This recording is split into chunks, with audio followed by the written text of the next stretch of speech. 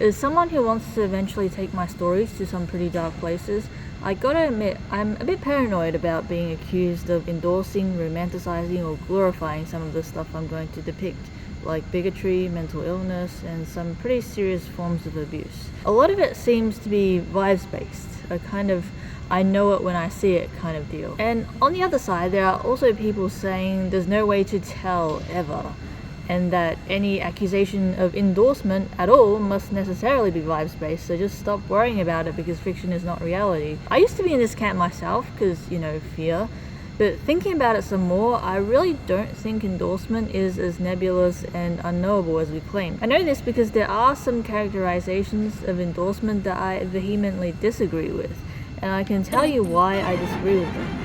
For instance, the notion that if a character isn't punished for their actions, it means the author endorses them. A character can get away with their actions in universe, and it's framed as an injustice, a sign of how unfair the world is. And a character can have the in-universe world acknowledge what they did and how it's not okay, but have them get off easy because the author doesn't endorse punitive justice and believes the character should be spared in spite of the immense harm they did, not because they actually did nothing wrong or it's not actually their fault. And very importantly, a character can be punished for their actions and is framed as them being unfairly persecuted for something society, in its narrow-mindedness, thinks is wrong when it's not.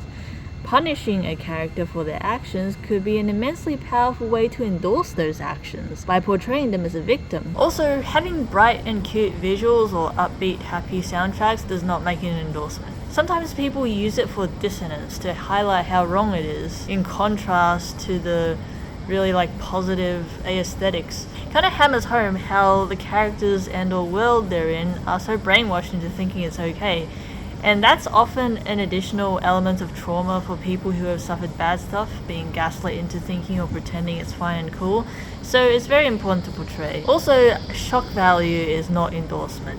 A show of wanton violence and graphic detail with no purpose or value and doesn't say anything is not necessarily an endorsement of that violence. No value. God, I hate that phrase. Anyone who says it is automatically on my sus list. You don't get to decide what has or doesn't have value, what people can or cannot find value in while still being people who actually matter. Charitably, I think some people mean this wasn't necessary for the story. You could still get the point across and evoke the desired emotions without depicting it.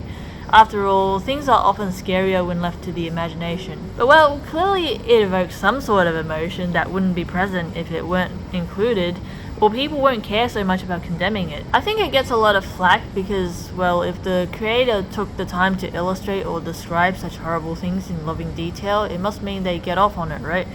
Well, it could. It could also be a matter of, here's what's been haunting me in my head and I'm dragging it into the light of day where it has no power, reifying it and trapping it in a concrete form so that it's no longer this nebulous, untouchable thing from my nightmares. Maybe the point is to face the awful things precisely because things are often scarier when left to the imagination. And you don't want to be scared anymore. You should warn for it, obviously. In general, I think a good litmus test for whether someone means to endorse a thing, and in what way, would be how willing they are to put a content warning for the thing, because a content warning reframes the whole narrative. I hesitate to use content warnings because I don't want to straight up tell the audience my intended message behind my work. I want them to figure it out for themselves, and I don't trust that everyone is death of the author pilled enough to do that despite my content warnings. Putting a content warning for something you're trying to romanticize, glamorize, or normalize immediately frames it as unromantic, unglamorous, and abnormal. But what exactly does romanticizing, glamorizing, and normalizing entail? What is endorsement then? In essence, it's when a narrative justifies a character's actions and beliefs, so it makes sense to look at how people justify harmful actions and beliefs in real life, right? One succinct summary I find is the so-called narcissist's prayer. First we have denial. That didn't happen. The fictional analogue of this is probably if you show the thing happening but then you never bring it up again as if it never happened. This implies the event is a non-event, literally unremarkable, as in not even worth mentioning. This is essentially what normalization is. For example, character A slaps their partner, character B. It's never brought up again. This is probably the other reason why shock value that doesn't add anything is frowned upon, Graphic shock value content that truly doesn't say anything would imply that it's not commented on or addressed. It is kind of sus to look at an awful thing and shrug and move on with your story as if it's no big deal.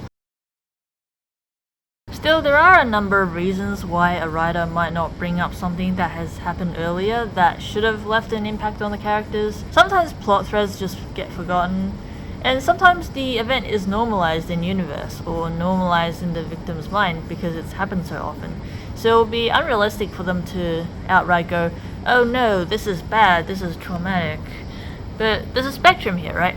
It doesn't have to be heavy-handed like that, but if the aforementioned character B has an unambiguous, genuine, happy ending together with character A, who slapped them, without the slapping ever being addressed, that's pretty clearly endorsement.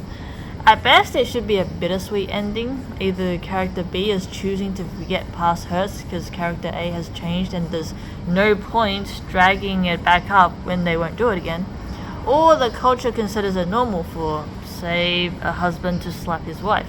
So character B just sees getting slapped by A as a fact of life. But both of those things are going to affect character B's mental health, and to avoid endorsing the slapping, you should at least subtly imply that, even if the audience doesn't connect the dots and realize why character B isn't entirely happy.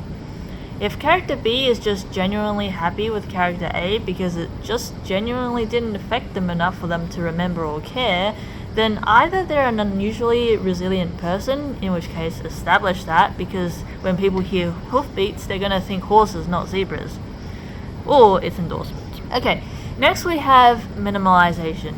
It wasn't that bad. It's not a big deal. Example, A slaps B. Later, B jokes about it.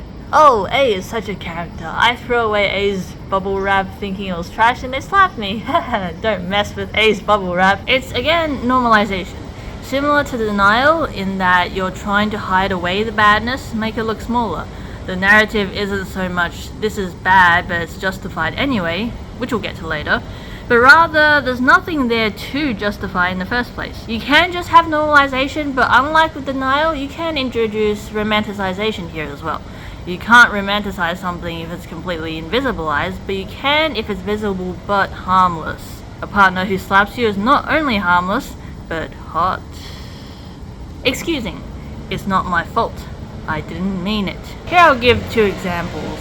First example, A slaps B because A was having a bad day and lost their temper. They didn't mean to.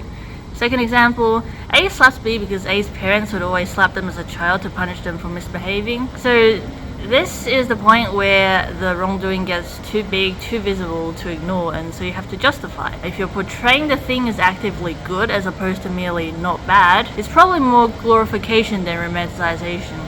You're not portraying an idealized version of the thing stripped of all the ugly parts.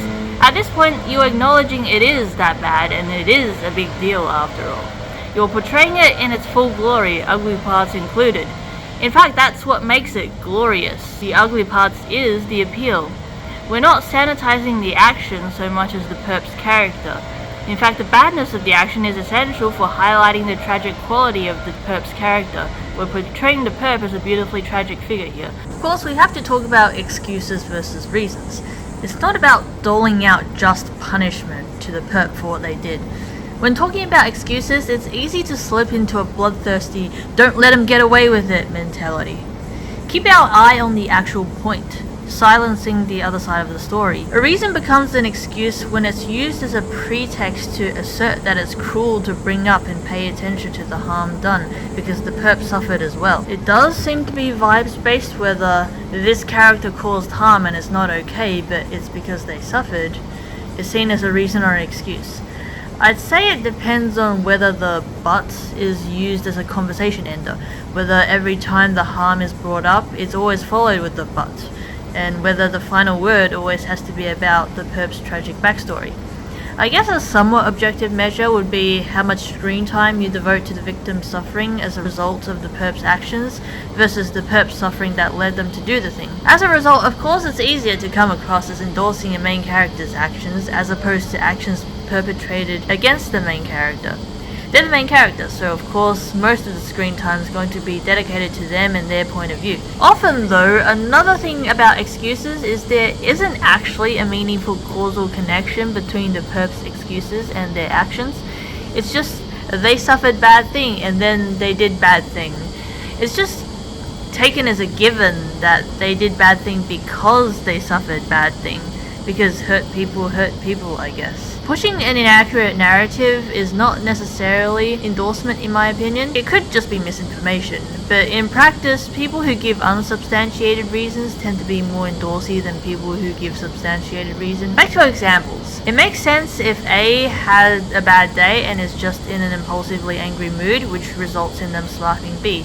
But do they only do it towards B, or do they slap other people as well when they encounter them when in an impulsively angry mood? And okay, so A was hit as a child and now A hits their partner. But how exactly are they connected? Just saying X happened and then Y happened isn't an explanation.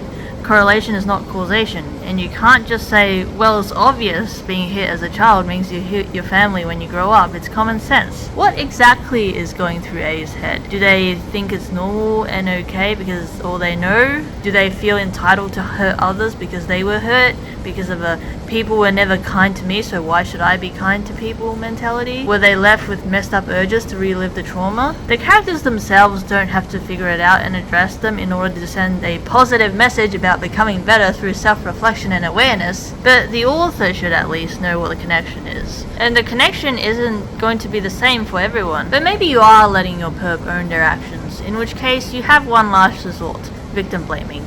You deserved it. Example, A slaps B because B cheated on A, or was being crazy in an argument, or was sexually harassing A.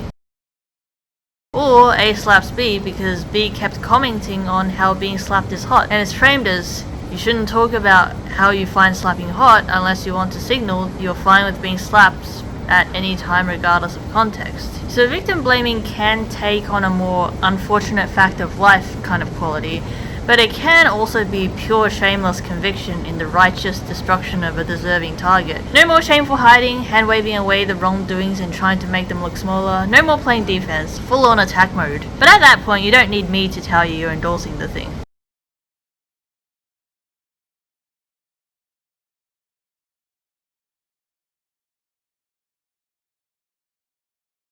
Examples. 1. A slaps B because A was having a bad day and lost their temper. They didn't mean to. 2.